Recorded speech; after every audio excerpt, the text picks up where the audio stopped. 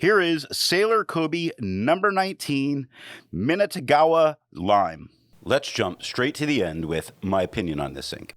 This is a decent green on premium papers. Its tone is lively and full of energy. As expected, there is tone variation by paper and pen, but staying generally well behaved as it gives us some shading.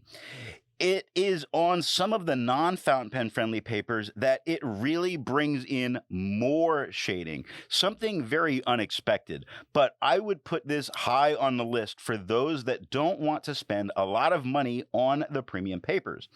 As a frequent user of cheap papers, I would really get great use for a bottle of this and would be very happy with one. A sample just isn't enough. The pen for today is a Pelikan M120 with a fine nib. Now that we know my opinion on this ink, let's see how I got there with the first writing sample done on Clairfontaine. I would say, looking at the tone, that it being a lime is fairly spot on in its name. Now, it doesn't feather, doesn't spread. It does a very nice job in shading, indeed. Just look at indeed to start with, where the in is a little bit lighter than the DEE, which darken just a little bit, but that last D darkens up quite a bit. Those regions on the second line, you see the T is quite a bit lighter than the H. The O lightens again, the SE at the end much darker, and regions starts with a lighter RE. Most of the G is very dark into the I. The O lightens up a little bit. The N gives us a nice midtone with a very dark S at the end. Looking at the back of the page, between the wiggling fingers, we get no bleeding, no ghosting, and can easily continuing our notes back here. Let's take a look at some other inks from the same manufacturer. Here is Sailor Studio 770. Here is Sailor Studio 841. Here is Sailor Studio 867.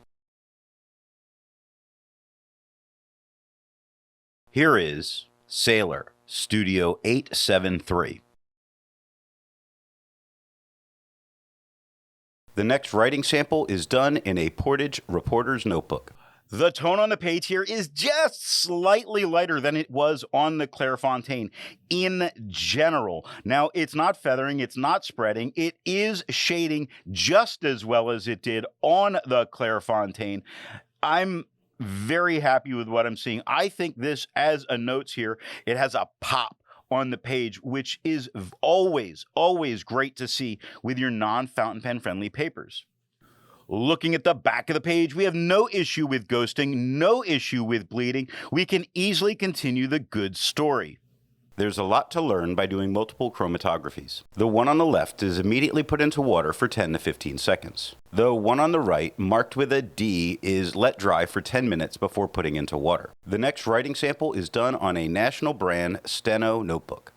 The tone on the page here is a little bit lighter than it was on the Clairfontaine and a little bit more limey, if you will. It doesn't feather, doesn't spread. It shades less than it did on the Clairfontaine, but it's definitely there. If you look at bad, you can see that the BA is a little bit lighter than the D at the end, but right next to it has a nice mid-tone of a B, a lightened up U, and a much darker T at the end. We're not dealing with issues of feather spread. We're dealing with a very nice green. Now, with it being kind of lighter and really there, does make me feel like the tone of the paper altered it some, but not much. I really don't think this is a translucent ink. I think it's the more absorbent paper that actually altered the tone.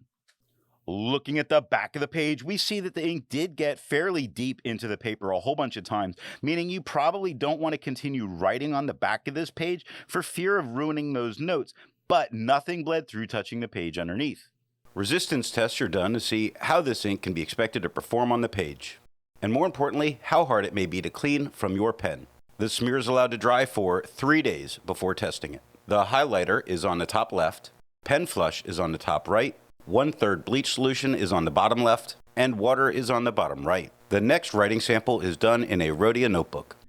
Here we have the same tone as the Clairefontaine. It doesn't feather, doesn't spread, it shades just as well as it did on the Clairefontaine, but we're here because of the quad rule, and it stands out against this quad rule with no problems at all, really making this very nice.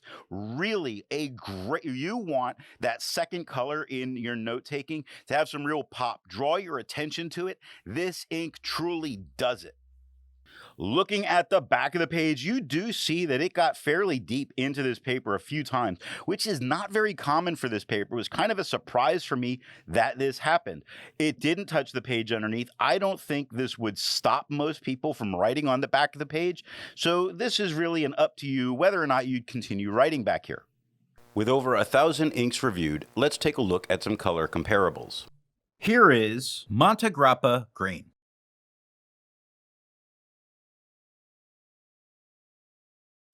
Here is Noodler's Grown Cactus.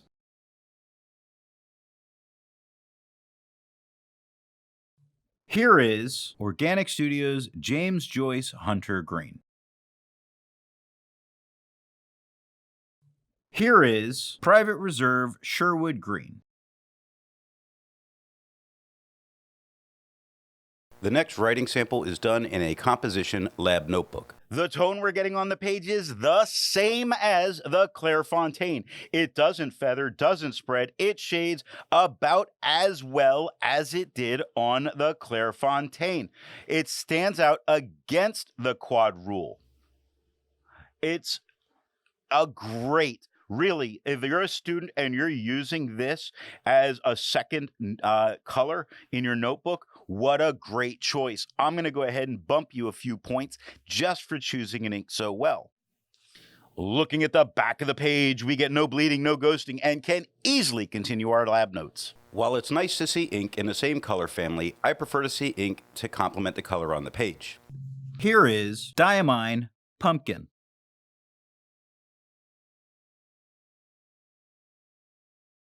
Here is Diamine Violet.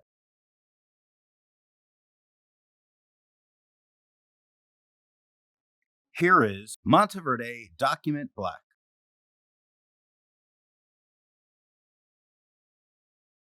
Here is Levenger Fireball.